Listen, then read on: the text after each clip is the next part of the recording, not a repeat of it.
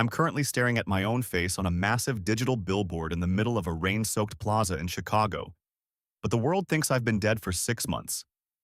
It's a gut-wrenching hollow feeling to stand on a street corner smelling the exhaust of passing buses and the sour stench of a nearby dumpster while watching a high-definition tribute to my own legacy.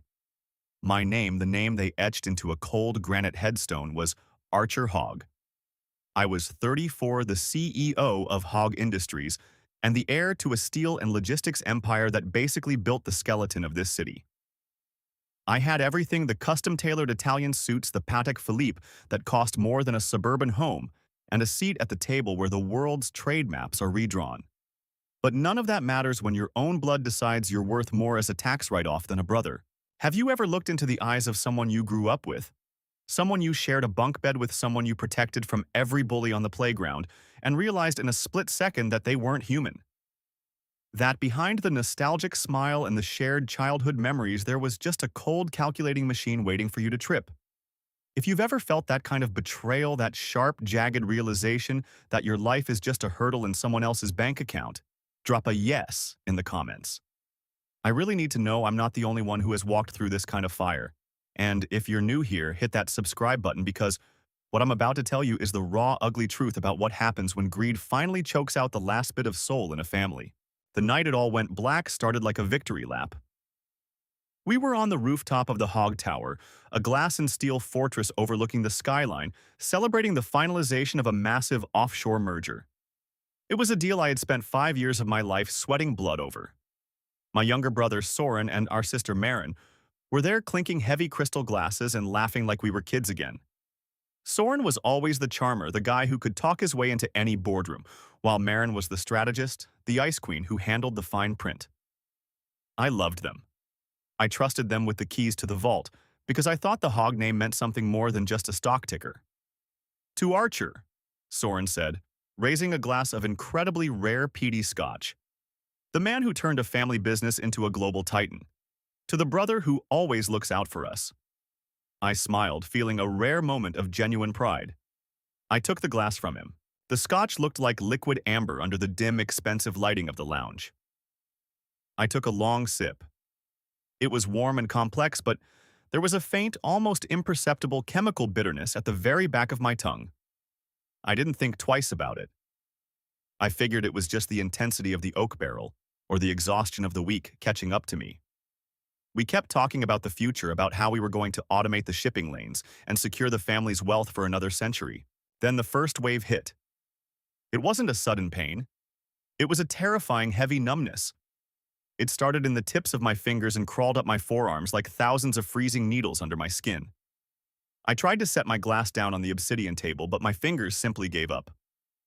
The crystal shattered against the floor, the dark liquid soaking into the white wool rug like a spreading ink blot. "Archer, you look a little pale, big brother." Soren's voice was steady. Too steady. Not a hint of panic. I tried to answer, but my jaw felt like it was made of lead.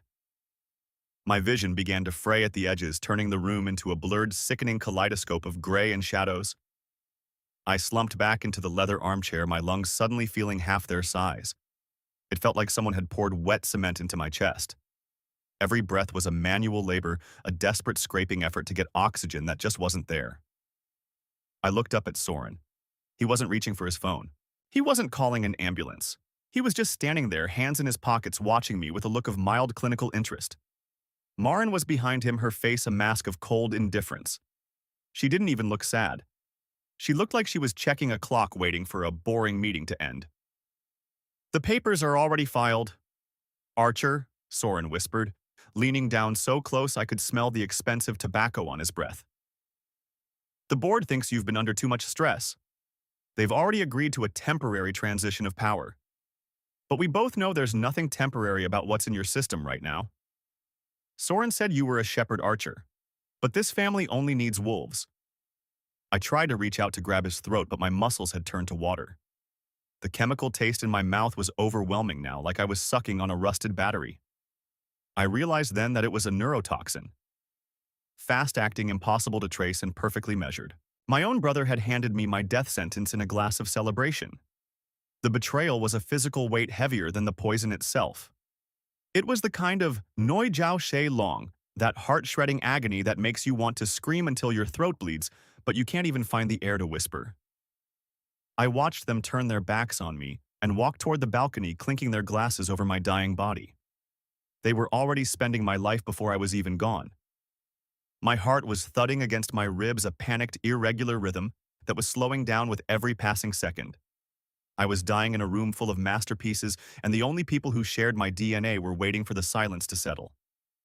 My eyes fixed on the ceiling, the shadows of the city lights dancing on the plaster. I wanted to curse them, to tell the world that the Haug legacy was built on a foundation of corpses, but I was a prisoner in a failing body. The cold had reached my heart now. The room began to fade to black, the sounds of the city below, the distant sirens, the hum of life, becoming a dull static that eventually drifted into a terrifying, absolute void. I felt the last spark of my consciousness flicker. It was like a candle being snuffed out in a cold draft. There was no bright light, just a crushing sense of rage and the bitter knowledge that I had been played by the people I would have died for. But then something shifted. The silence didn't stay. It was broken by a sound so violent it felt like a physical blow to my brain. It wasn't the sound of a luxury penthouse. It was the deafening metallic screech of an L train braking on rusted tracks directly above my head. Suddenly, I wasn't numb anymore.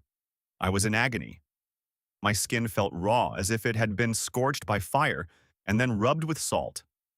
My nose was hit with a scent that made my stomach flip, a sickening mixture of rotting food, stale urine, and the heavy damp smell of a storm drain. I tried to open my eyes, but they were stuck shut with something dry and gritty. I let out a ragged, wet gasp, and instead of the clean, filtered air of my high-rise, my lungs were filled with a thick, humid smog that tasted like diesel exhaust and city filth. My hand moved instinctively, feeling the ground beneath me. It wasn't the soft, hand-woven rug. It was cold, jagged concrete, wet with a mixture of rain and oil. I forced my eyes open, the harsh, fluorescent light of a street lamp hitting me like a punch. My vision was grainy, distorted by a pounding migraine that felt like a spike driven through my skull. I wasn't looking at my designer ceiling anymore. I was looking at the underside of a concrete bridge draped in spiderwebs and stained with old graffiti. I tried to sit up, and a dry, hacking cough escaped my throat, but it wasn't my voice. It was a low, rattling wheeze, the sound of a man who hadn't breathed a clean breath in decades. My muscles were stiff, knotted with a kind of deep-seated chronic exhaustion I had never known. My clothes felt heavy, stiff with grease and dirt, and far too large for the frame they were clinging to. I looked down at my hands. They were calloused, the skin cracked and stained with engine oil, the fingernails jagged and black. A thick, jagged scar ran from my wrist up into my sleeve, a mark I had never seen before. These weren't the hands of a billionaire. These were the hands of a man who had survived the worst the world had to throw at him. I scrambled to my feet, the world spinning so fast I had to grab onto a rusted metal pillar of the overpass. I felt a wave of nausea and turned to vomit into the weeds growing through the sidewalk. As I wiped my mouth with a tattered flannel sleeve, my eyes caught a reflection in an oily puddle trapped in a cracked piece of pavement. I froze. The man staring back at me wasn't Archer Haug. He was a ghost. A hollow-eyed stranger with a matted graying beard, a face weathered by years of sun and rain, and a look of permanent, quiet desperation. I reached up, my trembling fingers touching the rough hair of the beard, the deep, leathery lines on the forehead. The reflection did the same. I wasn't in my world. I wasn't in my body. I was standing in the shadows of a bridge wrapped in rags, while the humid morning air of a city that didn't know I existed settled over me like a shroud. I looked up past the concrete and the trash, and my eyes found the familiar gleaming steel spire of the Haug Tower, piercing the morning fog just blocks away. I stood there, my breath coming in short, panicked bursts, my heart hammering against a chest that felt tight and unfamiliar. The roar of the morning commute began to build around me, a chaotic ocean of noise that made me feel small and completely invisible. I gripped the cold metal of the pillar, the rust flaking off under my fingernails, and I stared at the top-floor windows of my former life. I could see the lights coming on in the offices where I used to decide the fate of nations, while I remained down here, standing in the dirt of the gutter. I realized I was shaking not from the cold but from a terrifying crystalline realization. I was someone else. I was a man without a name, a man without a scent, and I was standing right at the feet of the people who had murdered me. The weight of the new world crashed into my lungs, and I sank back down onto a pile of damp cardboard, my fingers digging into the grime of the concrete as I tried to hold on to the only thing I had left, the memory of the poison in that glass. The damp cardboard beneath my palms felt like a sick joke, a paper-thin barrier between me and the freezing indifference of the pavement. My fingers clawed at the sodden layers, tearing into the pulp, as if I could dig a hole straight back to the night of the poisoning. But the more I gripped the trash around me, the more the reality of this new broken body settled in. My joints didn't just ache. They groaned with a deep chronic fatigue that suggested years of malnutrition and sleeping on concrete. Every time I inhaled a rattling cough, shook my frame tasting of old cigarettes and cheap malt liquor. This wasn't a nightmare I could wake up from. This was a physical prison. I forced myself to look away from the towering steel silhouette of the Haug Tower. Staring at it was like staring at the sun. It only blinded me to the dangers of the street. I needed to move. The name they buried was Archer Haug. I had been the architect of the Haug Industries logistics network, a machine that moved more freight than most small countries. But in this body, the body of a man named Mick, according to a tattered VA card I found in a greasy pocket hanger, was a predatory animal gnawing at my ribs. I pushed myself up my legs, trembling like a newborn calf's. I staggered out of the shadows of the bridge and into the blinding Chicago morning. People were beginning to swarm the sidewalks, an army of white-collared workers rushing toward their air-conditioned cubicles. 6 months ago, I was their god. Today, I was a ghost. I watched a woman in a sharp pinstripe suit walk toward me. As our paths crossed, she didn't just avoid eye contact. She physically recoiled, shifting her designer handbag to the opposite shoulder and quickening her pace. To her, I wasn't a human being with a story or a soul. I was a biological hazard, a smudge on the pristine glass of her morning commute. "Excuse me," I tried to say, but the voice that came out was a dry, terrifying rasp. She didn't even flinch. It was like I had spoken in a frequency only the damned could hear. The humiliation was a different kind of poison, slower than the one Soren and Maren had served me, but just as lethal to the spirit. I spent the next few hours wandering the periphery of my own empire, learning the brutal geography of the down and out.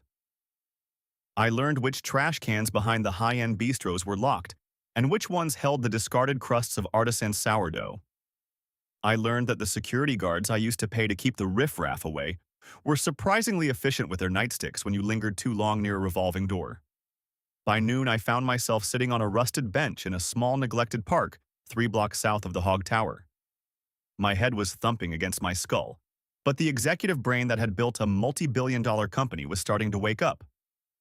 The shock was fading, replaced by a cold, calculating survival instinct. I didn't have my Black Centurion card or my network of lobbyists, but I had something Soren and Maren could never take. I knew the math. I knew where the bodies were buried in the company's quarterly reports. And I knew that in the world of high finance, information was more valuable than gold. I spotted a discarded copy of the Wall Street Journal sitting in a wire trash bin. I fished it out, ignoring the sticky soda residue on the front page. My eyes scanned the markets. Haug Industries was trading at a massive discount.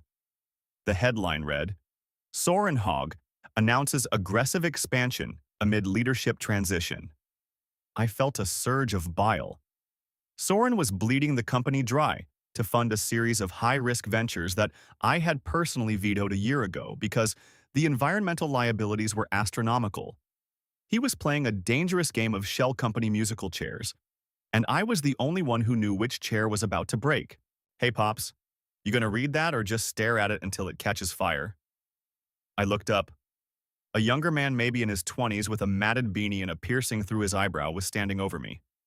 He looked just as ragged as I did, but his eyes were sharp, scanning the street for cops. "I'm reading," I croaked, my voice sounding a bit more human this time. "You read the journal. Most of us just use it for insulation." He snorted, sitting on the edge of the bench. "I'm Dax. You look like you just fell off a planet." "I feel like it," I muttered. I looked back at the paper. I saw a small section on the penny stocks and emerging cryptos. An idea began to form, a desperate, insane spark of a plan. "Dax, I said, my eyes narrowing. Where can a man get access to a computer around here without a library card? Dax laughed a dry, cynical sound. The community center over on 5th. They don't ask for ID if you get there before the lunch rush. Why planning on hacking the Pentagon from a soup kitchen? Something like that, I whispered. I stood up, the vertigo hitting me again, but I fought through it. I had 50 cents in my pocket that I'd found in the lining of this coat. It wasn't enough for a coffee, let alone an investment. But I knew about a ghost account.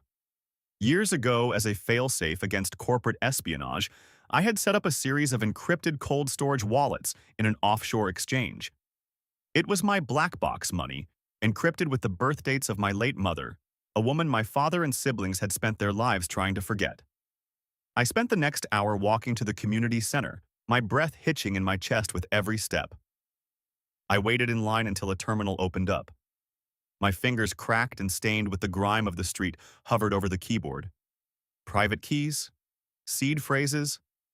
I closed my eyes, summoning the sequence of 24 words I had memorized like a prayer. Anchor, horizon, cobalt, tundra. I typed them in. The screen buffered. My heart felt like it was going to burst through the tattered flannel of Mick's shirt. Then a green checkmark appeared. Balance 4.2 BTC. In the world of the Haugs, it was pocket change. In the world of the bridge and the dumpster, it was a goddamn fortune. But I couldn't just withdraw it. A sudden influx of cash would trigger every AML alarm. I had to be a ghost. I began to execute a series of micro trades, moving the funds through decentralized mixers, breaking the big money into thousands of tiny, untraceable droplets. I wasn't just hiding, I was preparing to hunt. As I worked, I felt a shadow fall over my shoulder. It was Dax. He was watching the screen, his eyes wide. "Who the hell are you, old man?" he whispered. I didn't look at him. I couldn't.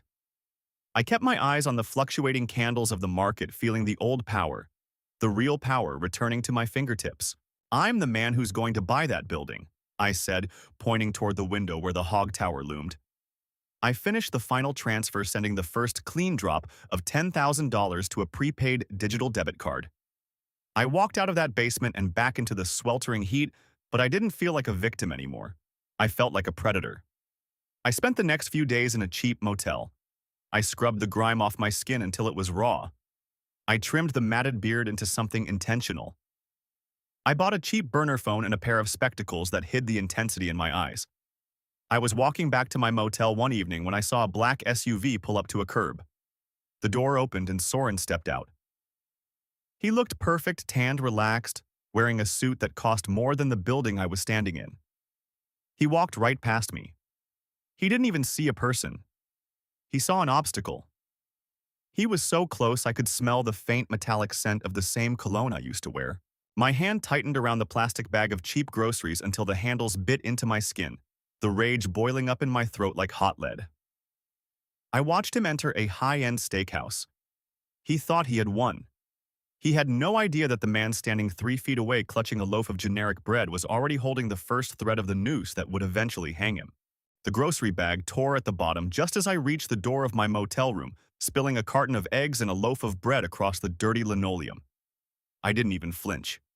I just stood there, watching the yellow yolk spread like a slow-motion disaster, my mind still locked on the image of Soren's polished shoes stepping onto that curb. The sheer arrogance in his stride, the way he wore my life like a stolen coat, was the final spark I needed. I didn't just want my money back. I wanted to see the look on his face when he realized the trash he'd been stepping over was the very thing that would swallow him whole. I spent the next 48 hours submerged in a sea of blue light. My motel room became a digital war room, the air thick with the smell of cheap coffee and the hum of a cooling fan, struggling to keep up with my processing speed. I wasn't just trading anymore, I was performing surgery. Using a network of shell companies I'd christened Fenris Capital, I began to aggressively buy up the high-interest debt of Haug's smaller suppliers. Soren was over-leveraging the company to pay for his lavish expansion projects, leaving the foundational vendors the ones who actually moved the steel vulnerable. He was building a skyscraper on a foundation of toothpicks, and I was quietly buying every toothpick. "You haven't slept in 2 days, Archer or whatever your name is now," Dax muttered from the corner of the room. I'd let him stay in exchange for him running physical errands, picking up untraceable hardware and drop shipping documents to specific couriers. He was looking at me with a mixture of awe and genuine fear. To him, I was a madman playing with numbers. To me, I was a conductor leading a symphony of ruin. "I'll sleep when the market closes on Friday," I rasped. My voice was still Mick's rough and scarred, but the words were pure executive steel. By Wednesday, the trap was set. Haug Industries was preparing for a major bond offering to keep their high-risk ventures afloat. If that offering failed, the stock would crater, triggering a margin call on Soren's personal loans. I knew exactly which board members were wavering. I knew that Old Man Miller was terrified of a scandal and that Sarah Chen was looking for an excuse to jump ship. I didn't call them. I didn't send emails. I sent inquiries through third-party legal firms whispering about hidden liabilities in the logistics network data I had memorized from the secret audits I'd conducted before my death. The pressure was invisible, but absolute.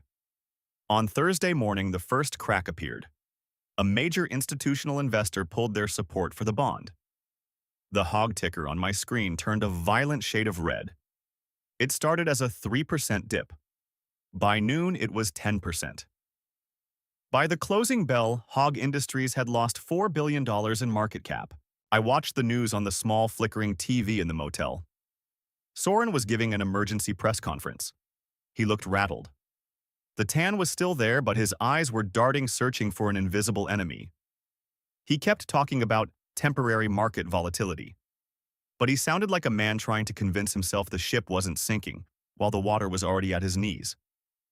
"You did that," Dax whispered, pointing at the TV. "I just tipped the first domino," I said, leaning back into the creaky chair. "He's the one who lined them all up." But I couldn't stop there. I needed a seat at the table. Using the profits from my shorts, I started the stealth accumulation. I wasn't buying blocks of shares that would trigger an SEC filing. I was buying derivative options that gave me the right to vote. I was becoming a majority shadow owner, 1 percentage point at a time. I was a parasite that had become the host. On Friday night, I decided to take a risk. I needed to see the damage up close. I put on a nondescript gray hoodie and a baseball cap, tucking my graying beard into my collar. I walked toward the Haug Tower, not as a CEO, but as a maintenance contractor. I'd spent years in that building. I knew which service elevators had faulty sensors and which security guards spent their shifts scrolling through their phones in the basement. I slipped through the loading dock, blending into a crew of late-night cleaning staff. The elevator hummed as it climbed toward the executive floors. When the doors opened on the 40th floor, the air changed. It was quiet, unnervingly quiet. The frantic energy of the trading floor below didn't reach this high. Here it was all marble glass and the smell of expensive wax. I walked past my old office. The nameplate had already been changed. Soren Haug, CEO. I felt a phantom pain in my chest, a memory of the poison, but I pushed it down. I moved toward the boardroom at the end of the hall. The door was cracked open. "I don't care what the auditors say." Soren's voice boomed through the gap, shrill and desperate. "We hide the debt in the Cayman subsidiary for 1 more quarter. If we don't, the banks will seize the fleet." "It's too late for that, Soren," a familiar, icy voice replied. "Maren, the Fenris Group already owns 40% of our outstanding debt. They can force us into involuntary bankruptcy by Monday morning. Who are these people? How did they find the offshore links? I don't know." Soren slammed something against a desk, probably his gold phone. "It's like they're inside my head. They knew exactly where we were vulnerable." I stood in the shadows of the hallway, a few feet from the siblings who had left me to die in a pile of broken glass. I could hear the panic in their breathing, the way their alliance was already fraying under the weight of their own greed. They were turning on each other, looking for someone to blame for the ghost that was haunting their balance sheets. I looked at my reflection in the glass of a nearby art piece, a $1 million abstract painting I'd bought for the lobby. The man in the reflection was scarred, weathered, and dressed in rags, but his eyes were cold and sharp as diamonds. For the first time since waking up under that bridge, I didn't feel like a homeless man pretending to be a billionaire. I felt like a force of nature. I turned away from the boardroom, my footsteps silent on the deep pile carpet. I didn't need to confront them yet. I wanted them to spend the weekend in the dark, wondering who was coming for them. I wanted them to feel the same creeping, helpless cold that I had felt when the neurotoxin hit my blood. As I exited the building through the back service door, the cool night air hit my face carrying the scent of rain and asphalt. I looked up at the moon, then back at the glowing logo of Haug Industries at the top of the tower. I felt a strange vibrating energy in my hands, not the tremors of Mick's weary body, but the electric anticipation of a man about to pull the final lever. I started walking back toward the industrial district, my mind already drafting the script for the Monday morning board meeting, knowing that by the time the sun rose on the new week, the Haug name would never be the same again. Monday morning didn't arrive with a sunrise. It arrived with the sound of a heavy iron-gray rain lashing against the thin glass of my motel window. I stood before the cracked mirror adjusting the collar of a high-end charcoal suit I'd bought with cash from a boutique where they didn't ask questions. My face was still the face of Mick, scarred, weathered, and aged beyond its years. But the way I moved was all Archer Haug. I had trimmed the beard to a sharp, aggressive line and brushed back the salt and pepper hair. I looked like a man who had survived a war, which was fitting because I was about to end one. I walked toward the Haug Tower, the wet pavement reflecting the neon lights like a city made of oil. As I approached the main entrance, the security guards, the same ones who had chased me away when I was draped in rags, now held the door open with a subservient nod. They didn't recognize me. They just recognized the aura of power. I took the express elevator straight to the 50th floor, the silent pressure in my ears a familiar comfort. When the doors slid open to the boardroom, the air was thick with the scent of expensive coffee and pure, unadulterated panic. Soren was at the head of the table, his tie loosened, his eyes bloodshot. Maren sat next to him, her knuckles white, as she gripped a tablet displaying the morning's disastrous opening trades. The Fenris Group, my group, had officially triggered the debt-to-equity swap. I now controlled 51% of the voting rights. "Who the hell are you?" Soren barked as I stepped into the room. He didn't even stand up. He just glared at the stranger in the expensive suit who had walked in without an invitation. I didn't say a word. I walked to the floor-to-ceiling window, looking out at the rain-slicked city I had spent my life conquering. I felt a strange cold peace. The Noi Jiao Zheilong from that night on the rooftop was still there, but it had hardened into a diamond-sharp resolve. "My name is Mick," I said, my voice a low, gravelly rumble that silenced the room. "And as of 9 a.m. this morning, I am the chairman of the board. You're fired, Soren. You too, Maren. Security is waiting downstairs to escort you out." "You can't do this," Maren shrieked, her composure finally shattering. "Fenris Capital is a shell. It's illegal. We'll tie you up in court for a decade." "I have the offshore keys to the Cayman accounts, Maren," I whispered, leaning over the table until I was inches from her face. "I know about the $400 million you diverted to the shell company in Panama last Tuesday. I know about the faulty steel grades on the bridge projects that Soren signed off on while high on scotch. I know everything." The blood drained from their faces. They looked at me as if they were seeing a ghost, but they still couldn't connect the dots. They saw a man who knew too much, not the brother they had poisoned. "Get out," I commanded. As they stumbled out of the room, broken and hollow, I expected to feel a surge of triumph. Instead, I felt nothing but a heavy, lingering chill. I turned to the private office at the back of the boardroom, the office that belonged to my father, Gustav Haug, who was supposed to be in a medical facility in Switzerland recovering from a stroke. The door opened before I could reach for the handle. My father was standing there. He wasn't in a wheelchair. He wasn't frail. He looked as iron-willed and terrifying as the day he had handed me the keys to the company. He was holding a glass of the same rare scotch that had nearly killed me. "Sit down, Archer," he said. His voice was like grinding stones. I froze. The name hit me like a physical blow. He knew. Mahau, I rasped, my heart hammering against my ribs. "I spent 40 years building this empire, son," Gustav said, walking toward the window with a predatory grace. "You think I didn't have a backdoor into your secret crypto wallets? You think I didn't see you moving through the shadows of the industrial district? I've been watching you since the moment you crawled out of that alley." I sank into a chair, the room spinning. "They tried to kill me. Soren and Maren. They poisoned me. And you let them—" Gustav turned around, a faint, cruel smile playing on his lips. "I didn't just let them, Archer. I suggested the toxin. I told them the offshore merger was too big for you to handle alone. I told them you were becoming a liability. The betrayal I had felt from my siblings was a flickering match compared to the sun-like heat of this realization. My own father, the man who taught me how to read a balance sheet before I could ride a bike, had orchestrated my assassination. Why? I choked out. Because I needed to know, Gustav said, his eyes narrowing. A Haug doesn't inherit an empire. He takes it. I wanted to see if you had the ruthlessness to survive. I wanted to see if you would die like a sheep or fight back like a wolf. If you had died under that bridge, you weren't my son. You were just a weak link in the chain. He walked over and placed a hand on my shoulder. His touch felt like ice. But you did it. You used your intellect to crawl from the gutter back to the throne. You destroyed your siblings without a second thought. You've finally become the man I needed you to be, Archer. You're a monster now. My monster. I looked at his hand, then up at his face.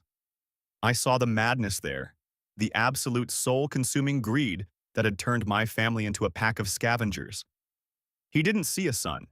He saw a successful experiment. I stood up, shaking his hand off. The rage that had fueled me for Southong suddenly crystallized into something else. Something final. You're wrong, Dad. I said, my voice steady for the first time in months. I didn't become you. I became the person who's going to make sure the Haug name dies today. I pulled the burner phone from my pocket and hit a single button. For the last 48 hours, I hadn't just been buying debt. I had been compiling every piece of evidence of my father's 40-year history of bribery, environmental destruction, and state-sanctioned murder. I had sent it all to the Department of Justice, the SEC, and every major news outlet in the country. The send timer had just hit 0. Gustav's phone began to buzz incessantly on the desk. He looked at it, then back at me, the smile vanishing as his face turned a sickly shade of gray. What have you done? He whispered. I'm liquidating the empire, Dad. Every fleet, every warehouse, every cent. It's over. We're going to be the most famous inmates in the history of the Illinois penal system. I walked toward the door, leaving him standing in the center of his glass palace as the sirens began to wail in the streets below. This time, they were coming for him. I stepped out of the Haug Tower and into the pouring rain. I didn't take an umbrella. I let the cold water soak through the expensive suit, washing away the last of the Archer Haug scent. I looked at my hands, Mick's hands, and realized they were koi kung sachse. I started walking not toward a limo or a penthouse, but toward the park where I had met Dax. I didn't have billions anymore, but for the first time in my life, I had a soul. Conclusion. Sometimes the people who claim to be building a legacy for you are actually just building a cage. Don't wait for someone to give you a seat at the table. Build your own, even if you have to start with the scraps from a dumpster. If this story reminded you that you're stronger than your circumstances, hit that subscribe button and share your story in the comments. Where are you watching this from? Let me know. I'm reading every single one. Stay resilient.